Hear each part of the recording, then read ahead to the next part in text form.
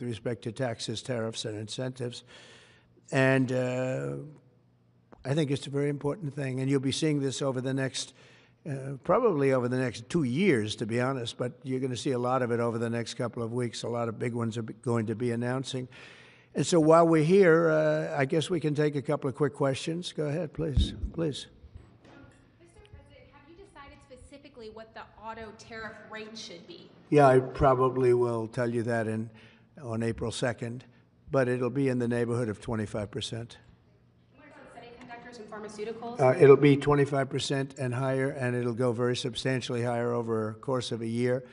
But we want to give them time to come in because, as you know, when they come into the United States and they have their plant or factory here, there is no tariff. So we want to give them a little bit of a chance. Yes, thank you. Following up on that, the EU, Andrea Shalal, the EU representative is going to be here in Washington tomorrow. He's going to be meeting with Hassett and Greer and Letnick. What can the EU do to sort of avoid the reciprocal tariffs that you've talked about? And, you know, you've talked a lot about the VAT. Do you expect them to reduce that?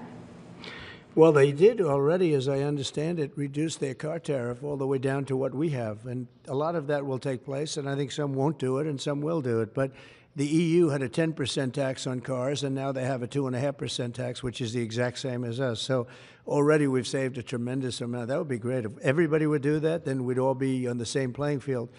Because essentially what we're doing with the tariffs is, you know, they charge us, we charge them, same amount. And it's called reciprocal, actually.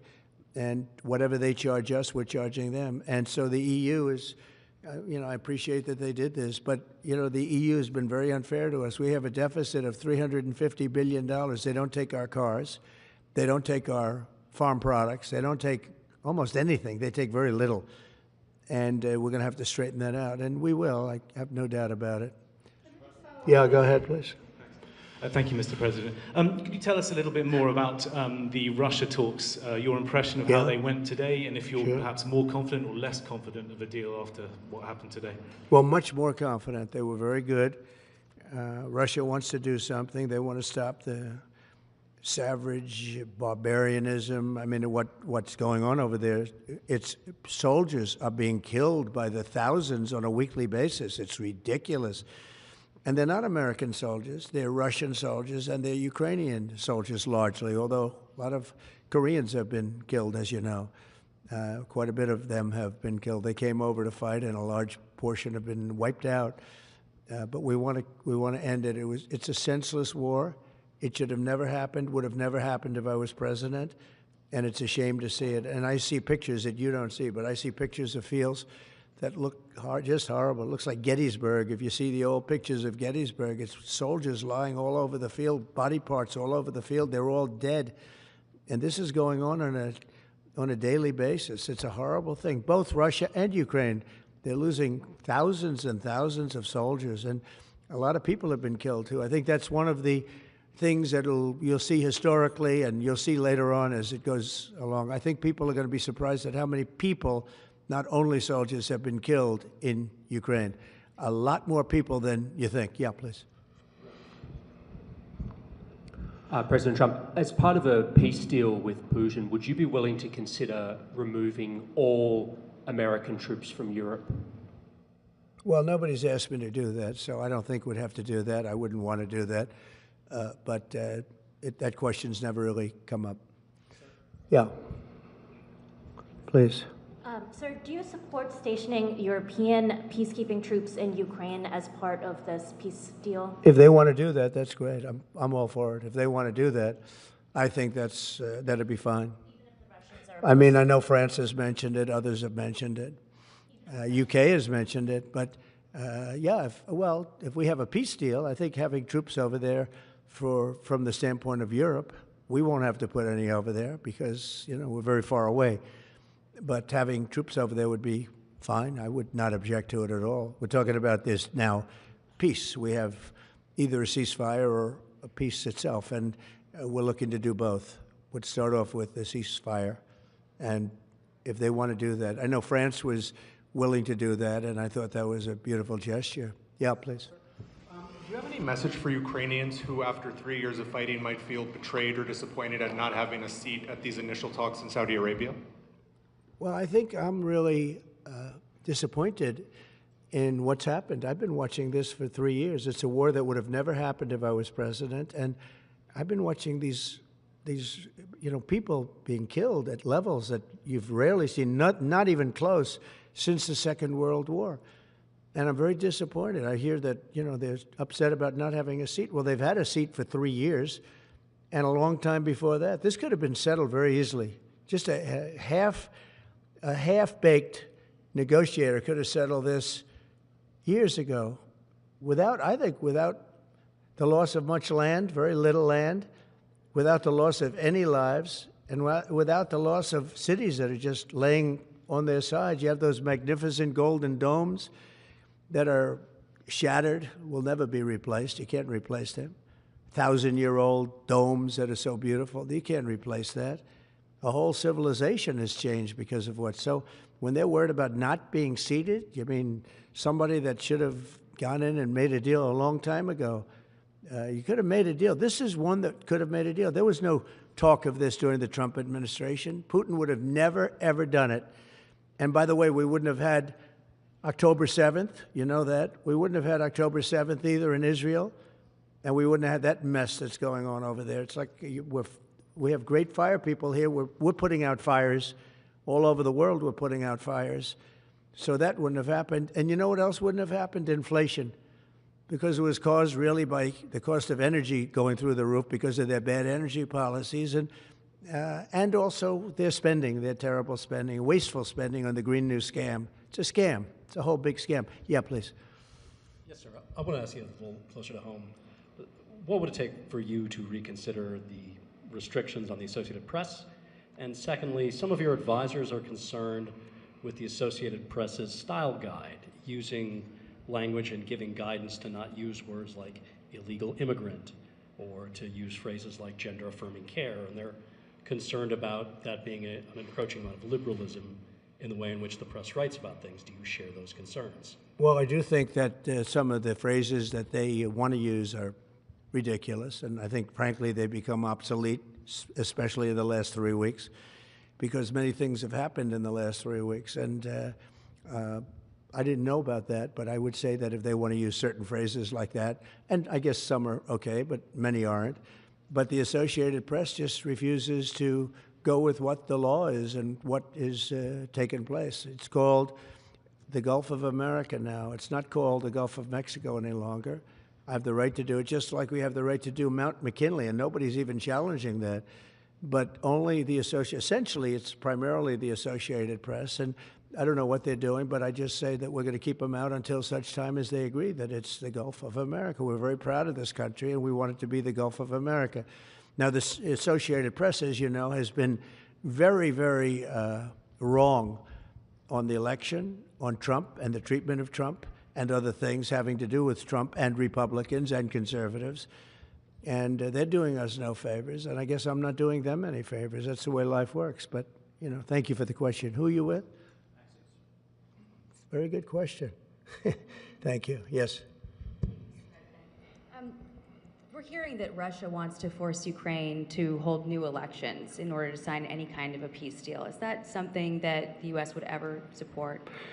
Well, we have a situation where we haven't had elections in Ukraine, where we have martial law, or essentially martial law in Ukraine, where the leader in Ukraine, I hate to say it, but he's down at 4% approval rating, and where a country has been blown to smithereens. You got most of the cities are laying on their sides. The buildings are collapsed. It looks like a massive demolition site. So many of the cities.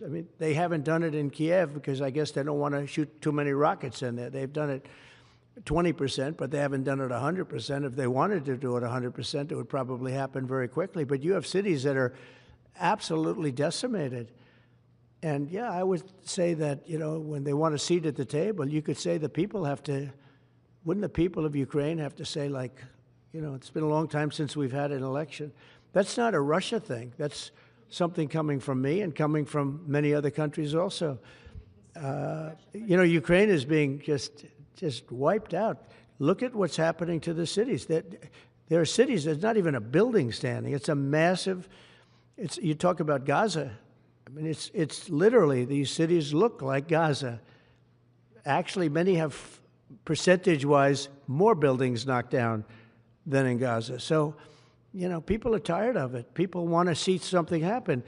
And, you know, the other thing that it's been bothering me for a long time, because I solved the problem with NATO. They paid hundreds of billions of dollars into the funds of NATO when I said you got to pay, because the United States was paying for European countries, and then they take advantage of us on trade. But I've seen it. Look, they have to pay. They have to find out, where's the money going to? We have, I believe President Zelensky said last week that he doesn't know where half of the money is that we gave him. Well, we gave them, I believe, $350 billion, but let's say it's something less than that, but it's a lot.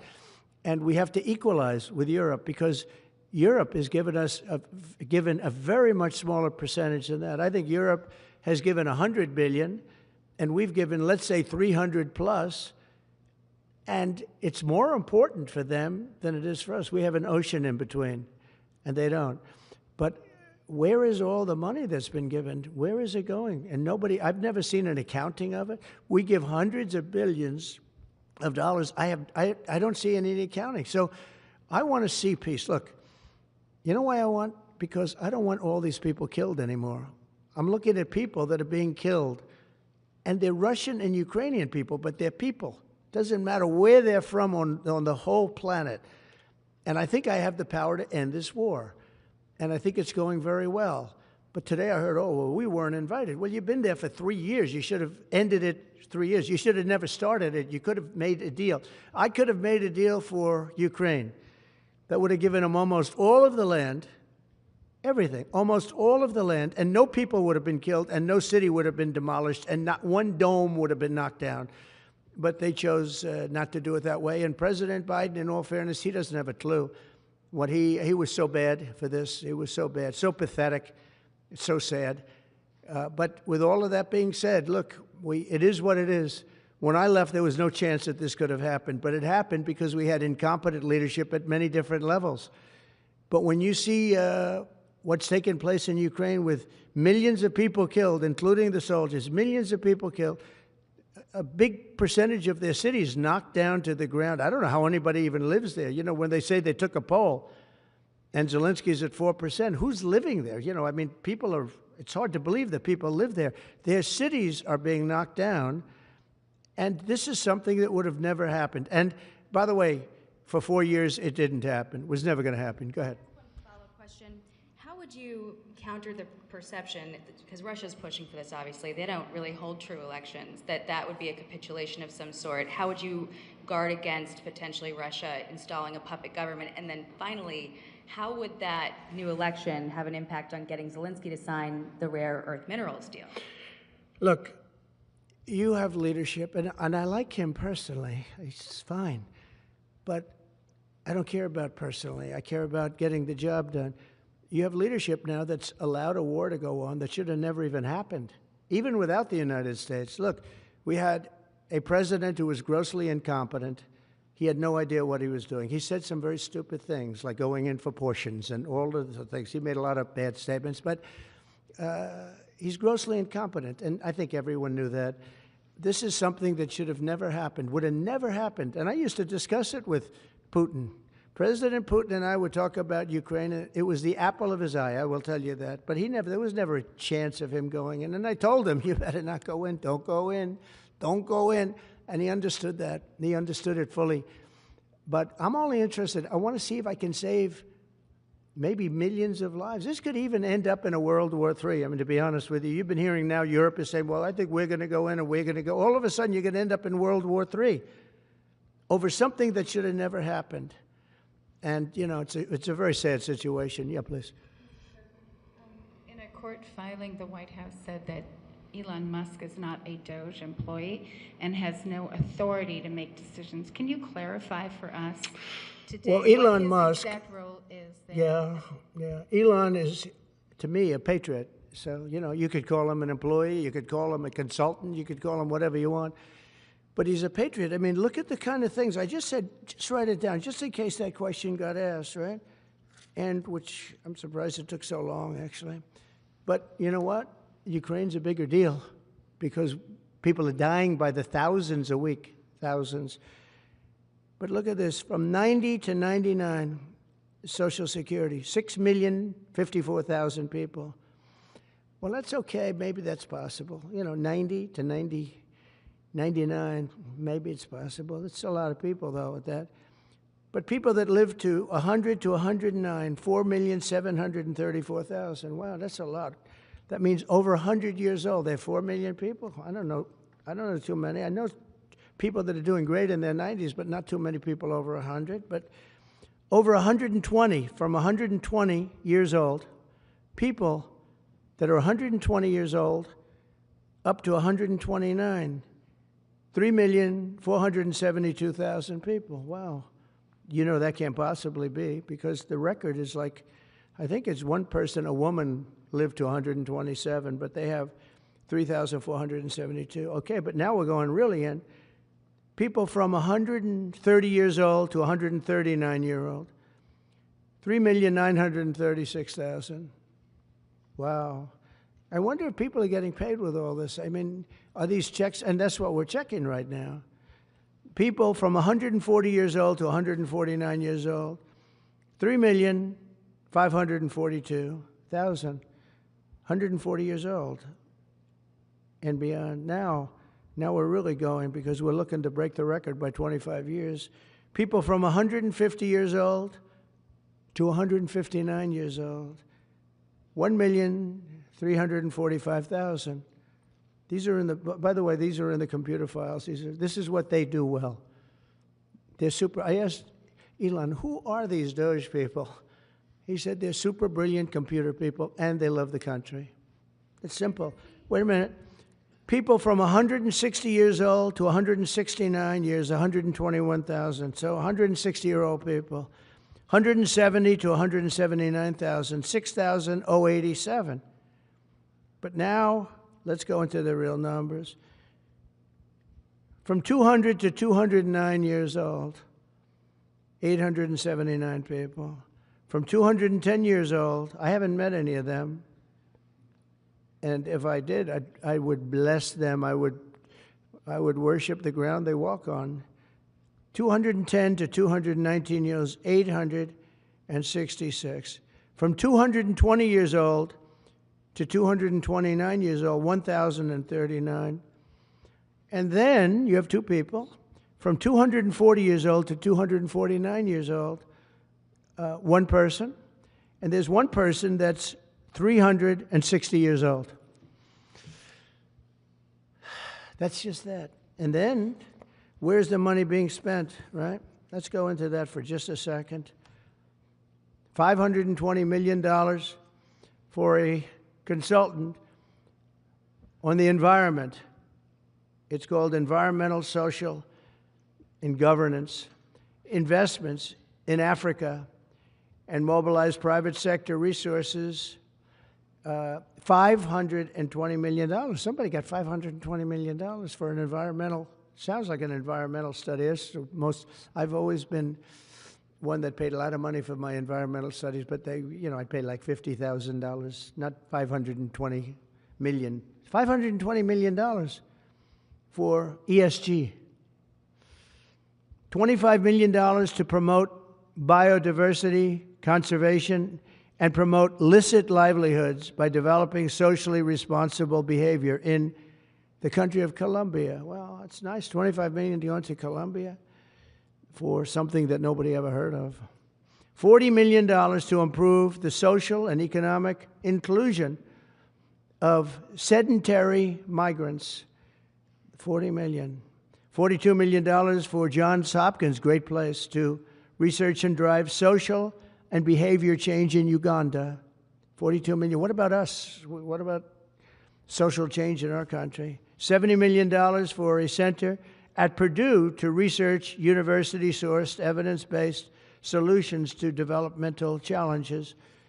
I mean, these are massive numbers on things that nobody ever heard about. $10 million for Mozambique, voluntary medical male circumcisions.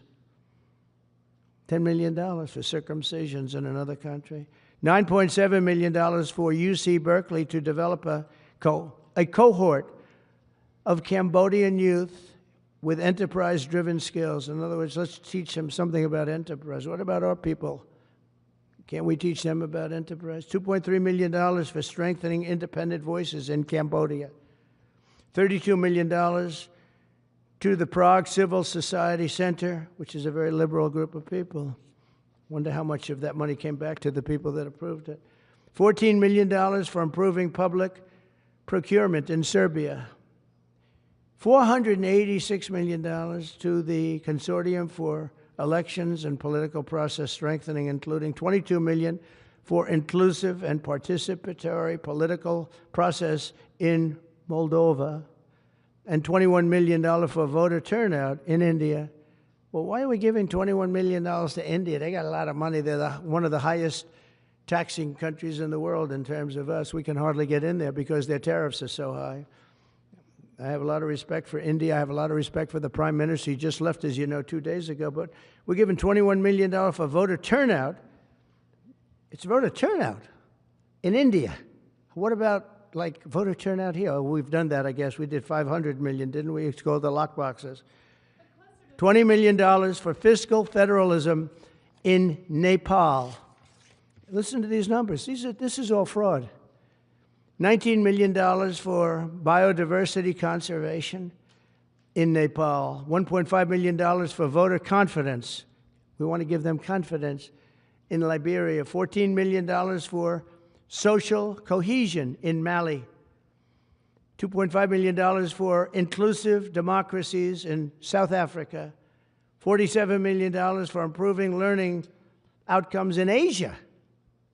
Asia's doing very well.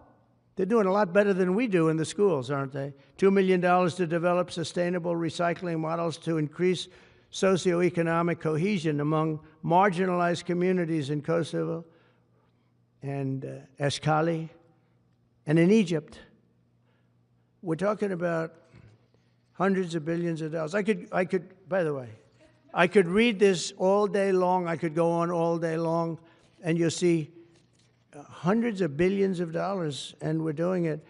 But when I saw the Social Security numbers, I said, wow, that's really something. So we have, let's just go above 100 years old. We have millions and millions of people over 100 years old. Everybody knows that's not so.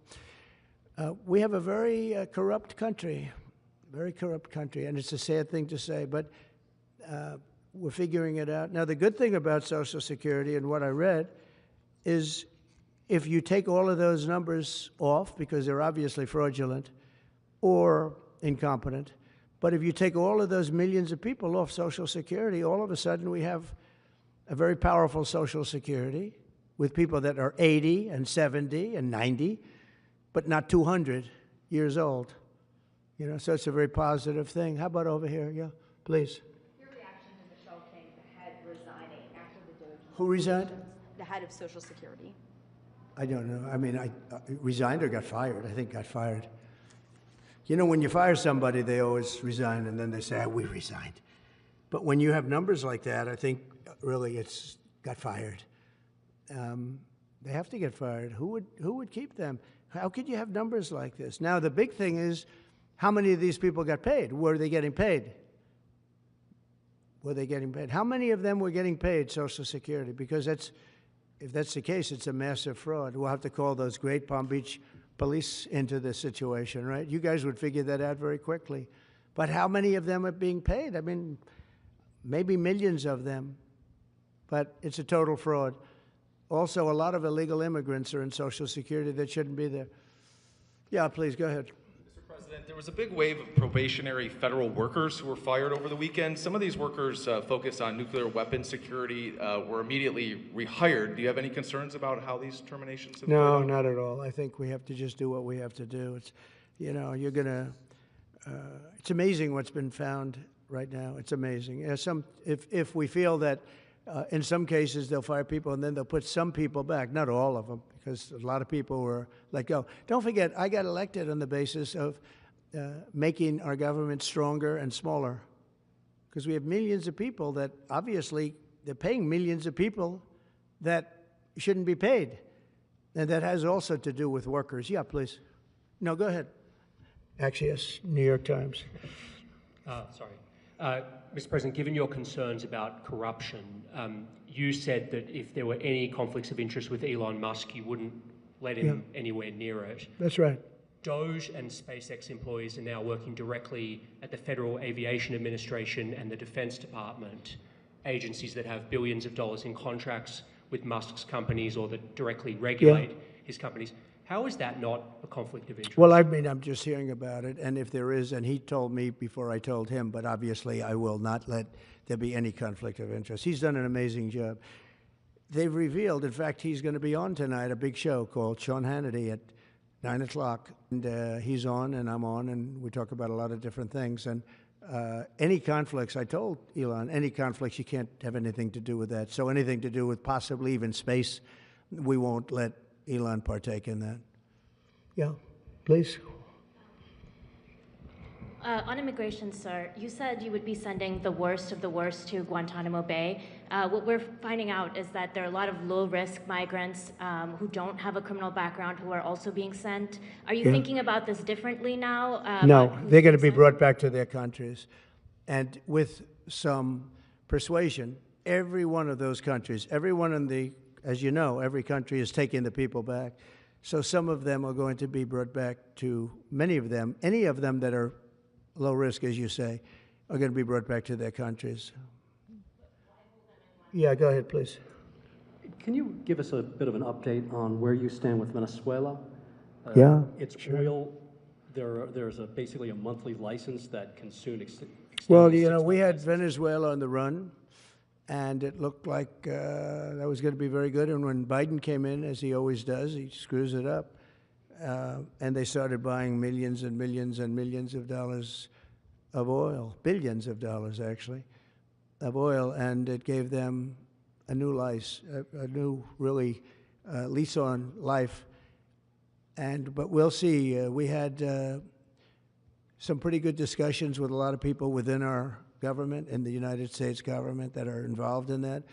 And Venezuela's a little bit early, but, you know, we were not buying from Venezuela. When Biden came in, for whatever reason, instead of just taking the beautiful, as I call it, liquid gold, we have more than anybody, they started paying a fortune to Venezuela. And we're looking at that, actually. Why did they do that? Why were they doing that? Why would they go to the enemy and give them billions and billions of dollars? Now, with that being said, as you know, Venezuela has said very strongly they will not take any illegal immigrant, any of the people that they sent over to us. They sent their gangs, probably the worst gang anywhere in the world, as bad as MS-13, maybe worse, and they came out of the jails of Venezuela. They emptied their jails into our country, and they said, we'll never take them back. Well, they took them back, and they're taking them back, and they are taking them back rapidly.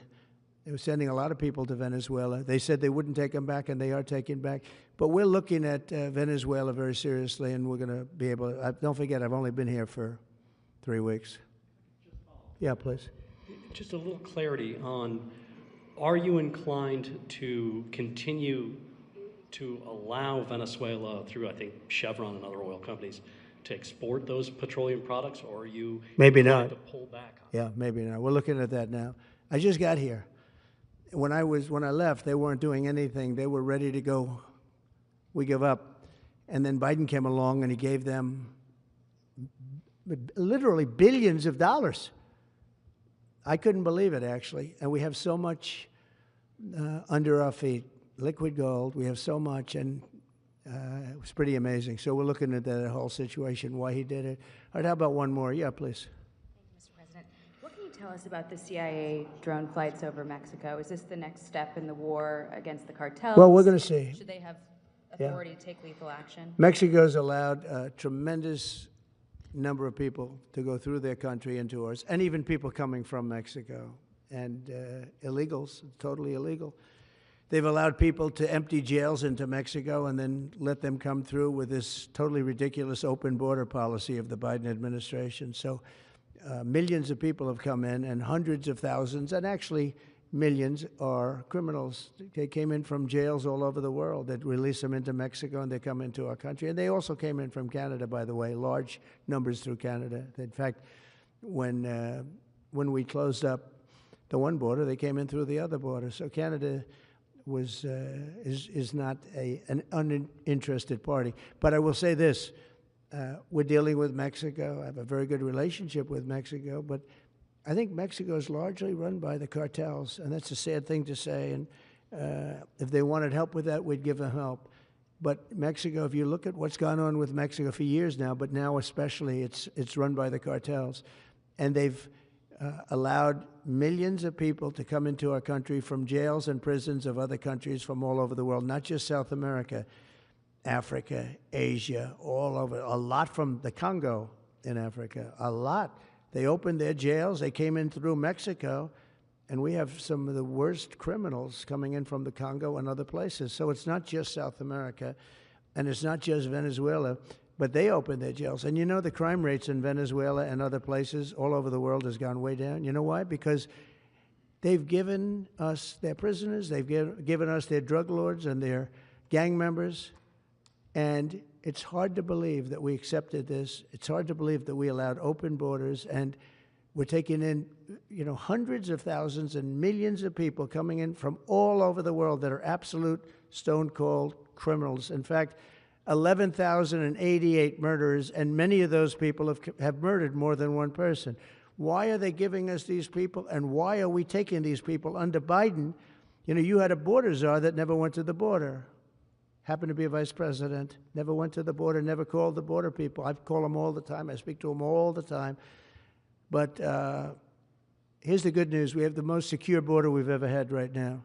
As secure and even more secure than I had it 4 years ago. And the Border Patrol is doing incredible. ICE is doing incredible. Tom Homan's unbelievable, and Kristi Noem has been just working very, very hard, very, very hard. And we have the best numbers we've ever had, and we're going to keep it that way. And we're going to find out how a thing like this could have happened to our country, because who would allow this to happen? What they've done to our country is so sad. Thank you very much. Thank you.